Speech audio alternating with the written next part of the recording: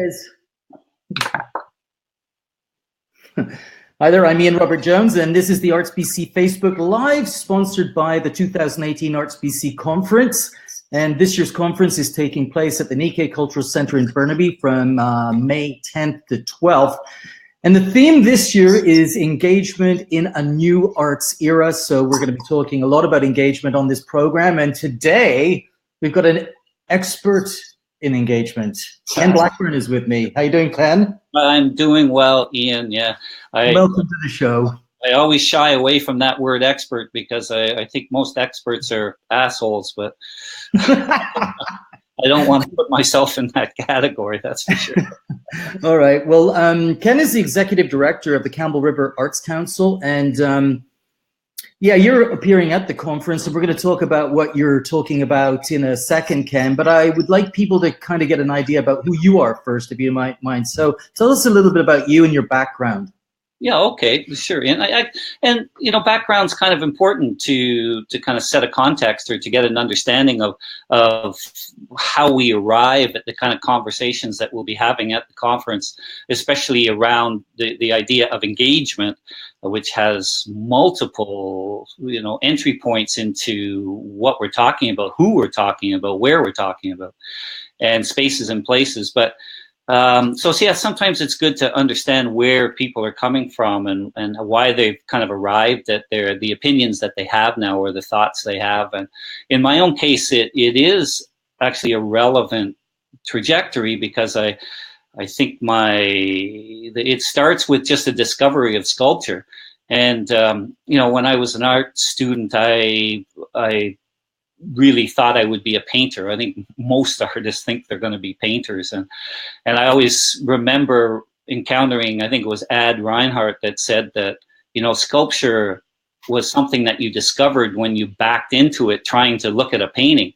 And it was basically true that, you know, you're so focused on painting and then discover sculpture. It really shifts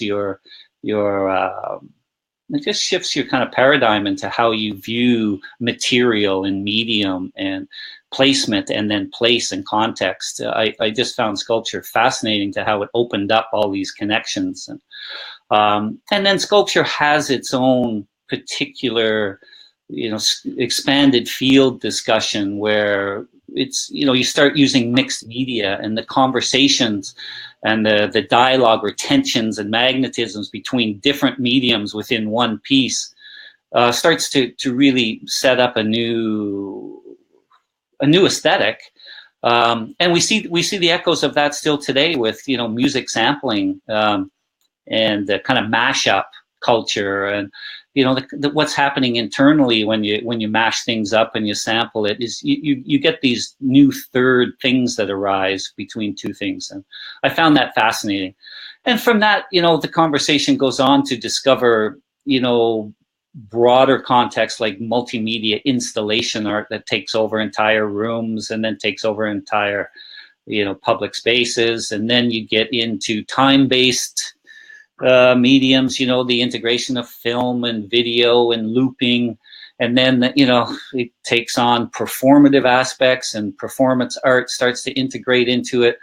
And then very quickly, I found that a term that was used back then that you don't hear much anymore was this idea of, well, not just sculpture in the expanded field, but more social sculpture. And the role that sculptural intervention could have within urban environments that would start to affect the social practice of those places or the behavior of the people who were both there intentionally encountering something or unintentionally encountering something just by being a bystander or by simply using a space, whether it's a lobby of a building or a bus station or a bus stop or train, whatever. So the idea of social sculpture, I think, really brought out the broad level discussion of medium in an environment and what does that imply, or what are the things that are important to keep in mind. And so just I just want to ask you something about that, because I mean, you're talking a lot about arts, about being an artist. I'm just kind of curious to know if you think that that being an artist makes you a better arts administrator, or makes you more able to deal with or work on behalf of artists or the community of artists, and also the cultural community in general. Yeah, well, that's a great question, Ian, and something that probably we'll kind of end up with in terms of this conversation when we look more closely at, sort of local initiatives that we're working on. But I absolutely think that's true. I gave a talk to Emily Carr a couple of years ago, and basically it was, I was supposed to talk about my own practice and what I do, but what I've discovered over the years is that, first of all, I have two roles in Campbell River. I'm the public program manager for the museum here, and I'm the executive director for the Arts Council. So I have this split kind of life in town. But I have found bringing my experience from the arts, and just a kind of quick story that I told of seeing sculpture as being social eventually. And I think the same thing about drawing as well. I mean, these basic artistic mediums, but they're in a sense, they're almost metaphoric for how cultures work and the dynamics of communities. But bringing that artistic discussion to an organization starts to become a form of social practice. And at the Emily Carr talk, I was ending with the idea of arts administration as being a hybrid off of social practice. And I think that there can be a lot of connections there. The other part of that is that you're bringing the arts to a central discussion of overall community development.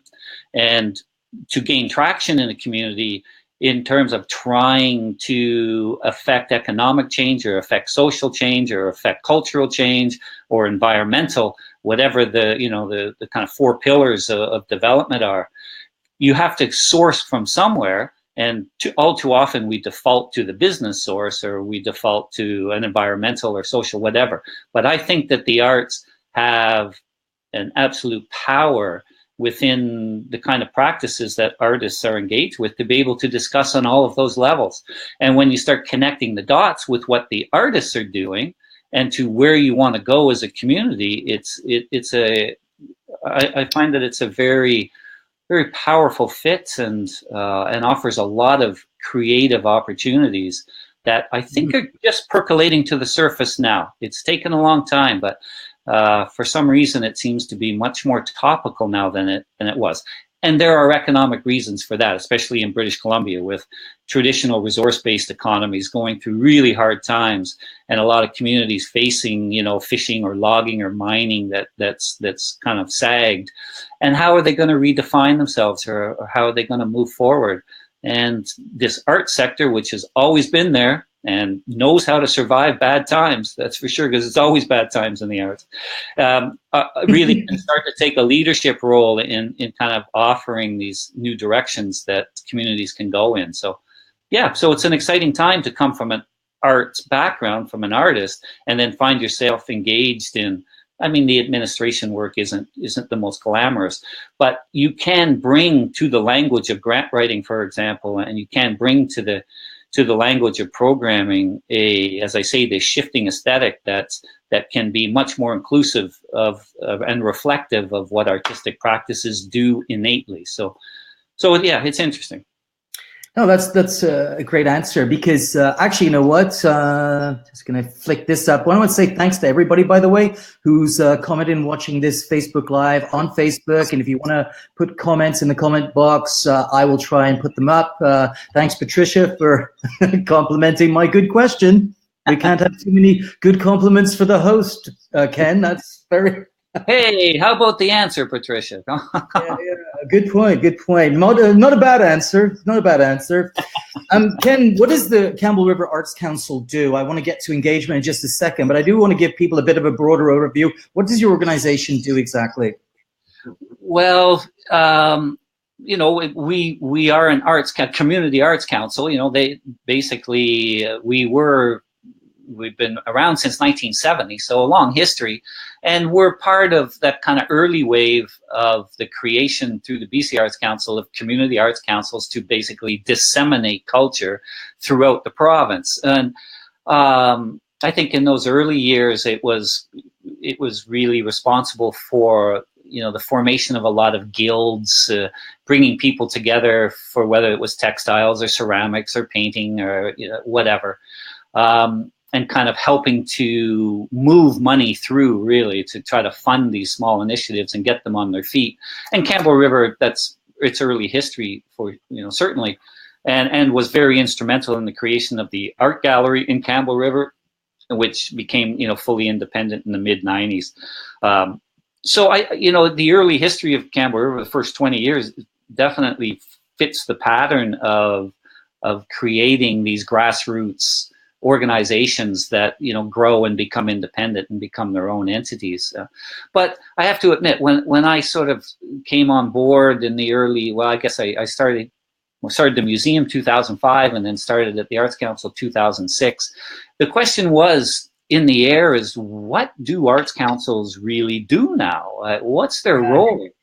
If they're not just flow through funding or supplying funding to small organizations, what could they do in a community? So we kind of redesigned ourselves and rethought what the role of an arts council is, and we moved into basically two main streams, and one of them being art and health, and understanding that the arts are a huge factor in determining what quality of life is, or what the health of a community is, and that's defining health in a very broad sense.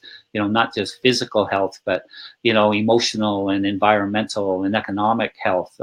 Seeing health as a very wide spectrum, and what could an arts council do to move conversations in each of those sectors along. And then the other thing that really came on stream, or we invested heavily in, was the role of public art and sort of art in public spaces, and how can art influence spaces, like what I spoke about at the beginning in my own particular trajectory of what used to be called social sculpture and is now more community engaged social practice work. But what could we do working with the community in those kind of two areas? And of course, Campbell River, like a lot of resource-based economies, took a big hit in, you know, 2008, 2009, with the sag in the economy. It hit really hard here. The, you know, mining closed, the pulp mill and paper mill both shut down. Traditionally, the largest employers in town. So there was some hard times in there, and I think that as an arts council, we stepped forward and projected, you know, the message that we're here. You know, the arts sector goes through good and bad times all the time. This is nothing new for us. And if there is something we can do to assist this community with kind of redefining itself, or beautifying itself, or staying active, rather than get down on its heels and, you know, kind of get frustrated and, you know, close up shop and go home. No, we're here for it.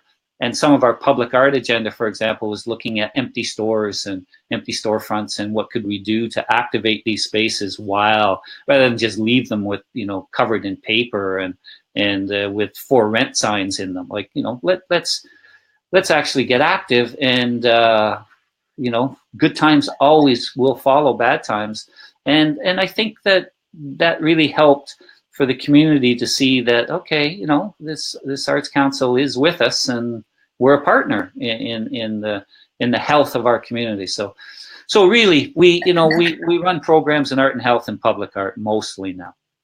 And yeah, that relates directly to arts-based community development. And I know that you're talking about public arts engagement at, well, we've got feedback there. But maybe you could talk to us a little bit about that, Ken. About, sorry? Yeah, just a little bit more about arts-based community development. What is it? How do you do it in Campbell River? Give us some examples about how you're evolving this idea of engagement around that issue. Okay. It's a pretty broad subject, and you know, right off the bat, we have to talk about A, where we're talking about, and then B, who is part of this where. And you know, where very broadly breaks into kind of you know, interior and exterior spaces, and then the consideration of public and private spaces. So, and a very good example has been the fact that we have a new, $700 million hospital that's just been built in town. And then partnered with the Comox Valley also has a new hospital. So it's like a $1.5 billion project that opened up these two new health facilities. And the process of preparing for that new hospital and working in what we call our old hospital now really brought to the surface the question of where and who. Who becomes a really broad subject, because if you look at an environment like a hospital, you've got not just the patients that tend to be what people think, but you've got the families of people that are visiting those patients and are attendant to them, but you've got staff, doctors and nurses and health professionals, and then you've got administrators. You've got the entire community is in and out of hospitals daily. So in terms of the context of who, it was a good example of how do we define what we're trying to do by who's there. So we engaged on a process of talking with staff and talking with visitors and with patients as to the kinds of things they want to see. And that led to the basic thing that everybody agreed with, was that they wanted the hospital to feel like it was a part of the community. That because you were sick in there or you were accessing it for some reason, that you weren't segregated from the community, that actually it was a part of the community. That's a very profound notion for trying to define what engagement means. And when you're going to engage people, not only do you have to think of the different stresses or different levels that they're there for, but you have to think of the community in which they exist as well. So that led us to create programming that reached out to the community outside the hospital, to have artworks created by various community groups that are in Campbell River, and then bring those artworks back into the hospital as an artistic program. Practically speaking, Ken, how you have to get the municipal governments involved, you have to get the hospital involved, you have to get the local arts group, because I think it's very important to understand that there's a lot of different conveners in this process. There's a lot of different cultural agencies involved. Absolutely, yeah. And that's where kind of administration becomes this new social practice. When you're working with municipal governments, or you're working with hospital foundations or hospital auxiliaries, with community groups, it's like a form of collage. And it comes back to that idea of sculptural mediums, where you're mixing and mashing all of these different material entities, and you're translating it to a kind of a social conversation where they all have different agendas and they all have different mandates and mission statements. How can you start to fuse them into something that would see it as being collaborative? And how difficult is that process? Like, how difficult is that to manage? I think people would like to know if they reach out to municipal governments or hospitals or schools or local museums or wherever it is that the groups are interconnecting with people, how receptive are people to this idea? Well, I think it depends at the point at which you enter the conversation from. And one of the key things that I think was successful for us here is we didn't go in saying that we were going to do this for you. What we went in saying was, what can we do to assist you with your mission? Because schools and community groups or health groups or First Nations bands and health agencies like the auxiliary and the foundation, they're all working on a mission. And what nobody really needs somebody to come in and say, okay, here's a program that we're just going to lay on you, and in a sense it's self-servicing us because we're an arts organization or we're a museum, or we're a gallery or a theater, and here's what we do, and so now we're here to extend what we do to you. Well, that gets a lot of people disinterested quickly. So I think what we were saying was, okay, we're here to try to learn more about what you have to do. And I think that we could offer, different artistic approaches that might be assisting you in accomplishing what your mission is.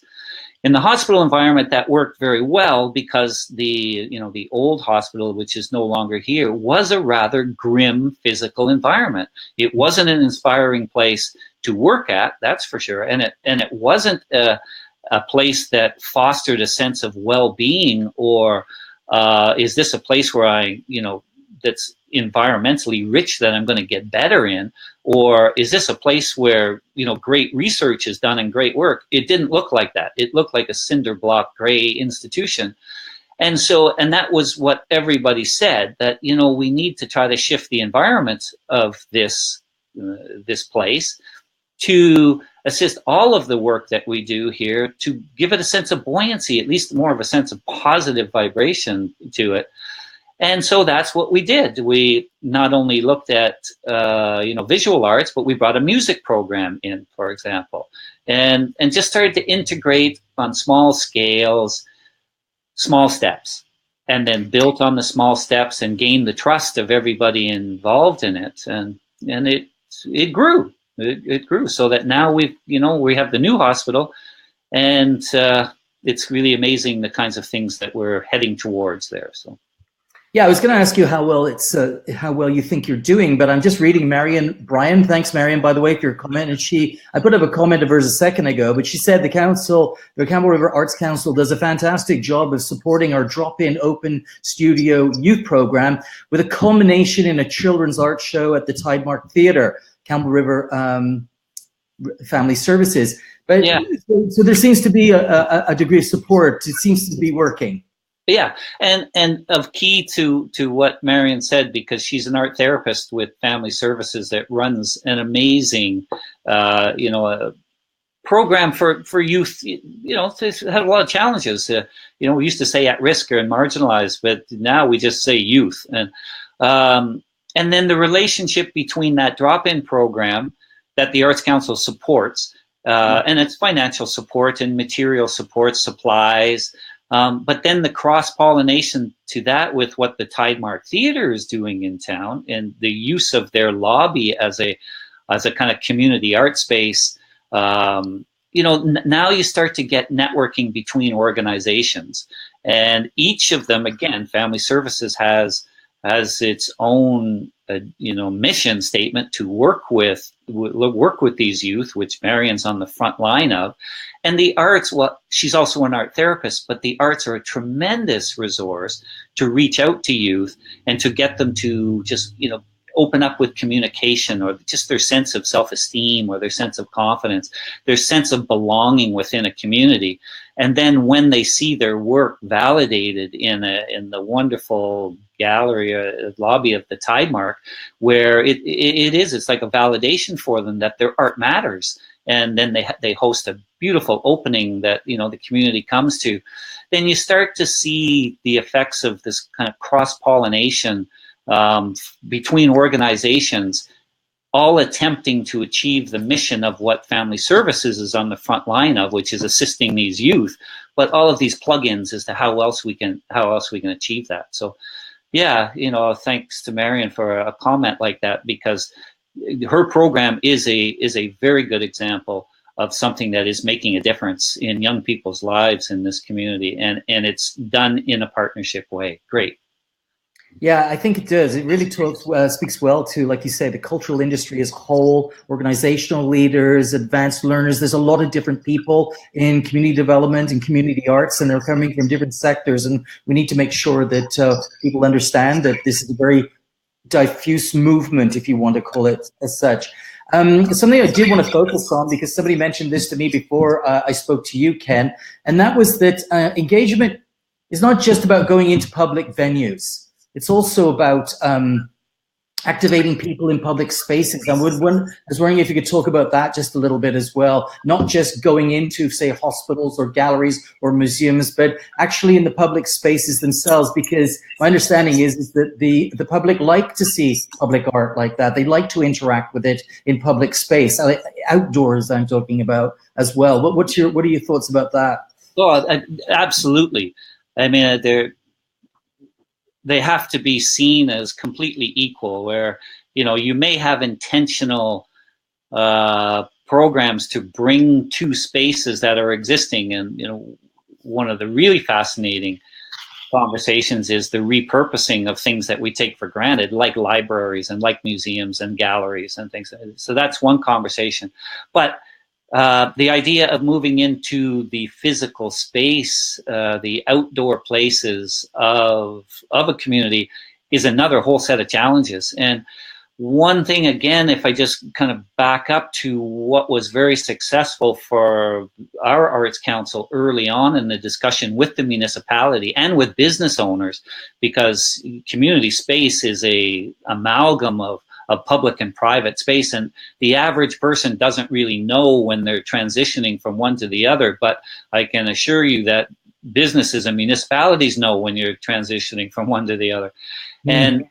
And rather than kind of take on public art in its monumental and kind of spectacle high end of it, we decided to just start with small, sort of little value added environmental accents. Like, pay attention to your details and to just look at simple things like the hydro boxes downtown, or the water utility boxes, the little electrical plug-in boxes that are around, planters, some of the walls for murals, maybe? Walls for murals. Like, just start to take a look at your community from a detailed point of view and realize that the details collectively start to add up to enrich an experience.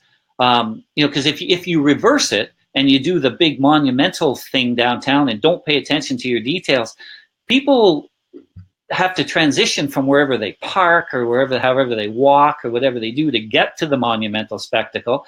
And if they're walking through some kind of grim, bleak landscape, then their sense or their remembrance of the community, I mean, this is for visitors, but also then you think of the people that are residents that live there, their quality of experience in their hometown isn't that rich, because you can only have the spectacle and the giant monument, you know, do so much. But if the transitioning from how you get there, how you walk, you know, where you stop to have the coffee or, you know, the drink, and then you experience the spectacle and then you get back, the lighting is you know, aesthetically well done, you know, there's accents of visual color and arts around you.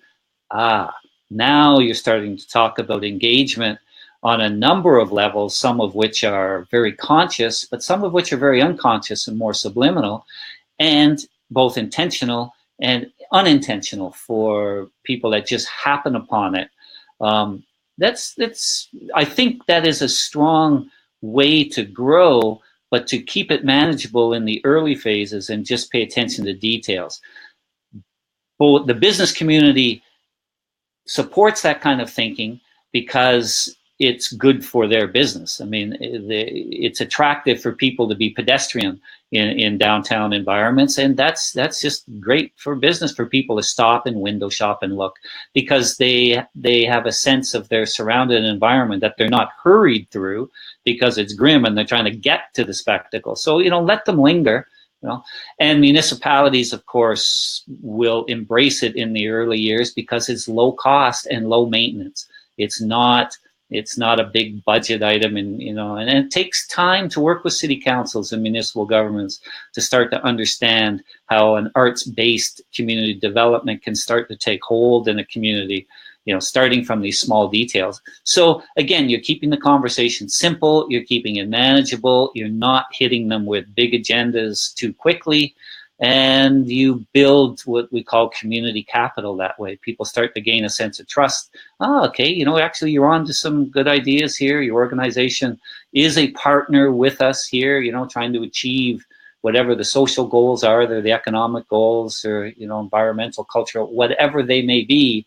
We are working with an arts organization that sees these incremental steps as being key to growing to more larger visions, and assisting organizations to take on more as they build capacity. So yeah, no, I think that's really well said, Ken.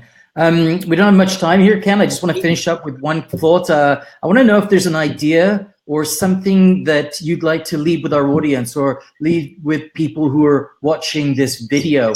Leave them something to think about. You told me about something on the phone last night. What was that? Yeah. I want that thought. Yeah, okay. I'll give you that. I won't say, support your local arts council. I think it's kind of a fake question. I know what the answer is. I think, I think as we spoke before, one of the leading into a conference and leading into kind of themes like engagement and spaces, a key place to really focus attention is how would you reimagine what a library does, for example, or what a theater does, or what's the role of a museum, or what's the role of an arts council?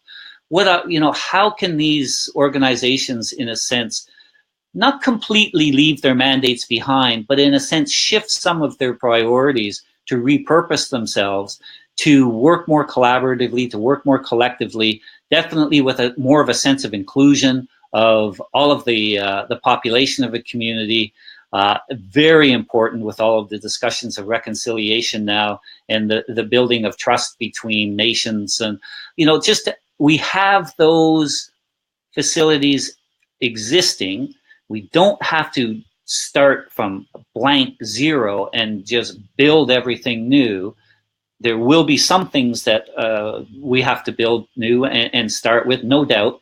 And we saw that with the Spirit Square initiative that the Olympics brought forward. I'd be very curious to see if anybody's done any research on how successful those Spirit Squares have been around the province, but definitely in Campbell River, it has been successful, and it didn't start out successfully, but just with some very key people doing some great work here and building that program in Spirit Square. But that's a new built environment. My real question would be, what do you already have that you can value add to, or that you can inbuild, in a sense, to achieve some of these, as I say, more collaborative or more creative cross-pollinations, like what Family Services is doing with their youth, to build those kinds of development projects. That, to me, is at the heart of arts-based community development. All right, well, that's awesome, Ken. Thank you so much for all your thoughts this week. That's it for us for now. Of course, you will want to watch on Friday, though, won't you, Ken? Pardon me, sorry? You'll want to watch on Friday. We're doing this all again on Friday. Not with you. Oh, on Friday, Blair Kaplan from Blair Kaplan Communications joins us, and she's going to tell us all about how you can improve digital engagement strategies using social media. So everybody who wants to know how to be better at posting on Facebook, or if you want to know how to post better on Instagram, Blair's going to talk about that process. She's probably going to talk to us about live broadcasting, like Facebook Live, and she'll probably tell us what we did right and wrong, what we're doing wrong. Yeah, she'll probably tell me everything that's wrong with what I'm doing here. But great job, Ian, and I think you're really on the right path. And a big shout out to all the people at Arts BC. Again, just in terms of bringing that organization, into a central role of facilitating these kinds of discussions. Yeah, it's to be applauded, and it really reaches out all across the province. So yeah, well done, Ian, and thanks to Arts BC. Okay, well, yeah, thanks to Arts BC too. I've got to say, they're an awesome organization, doing a great job. Ken, you've done a great job. Thank you so much. Cheers. Yeah, well, hopefully we'll see you soon. We will. We'll see you at the conference for sure. Yeah, okay. Take care. Yeah, okay. Thanks, Ian. Bye. Bye, everybody.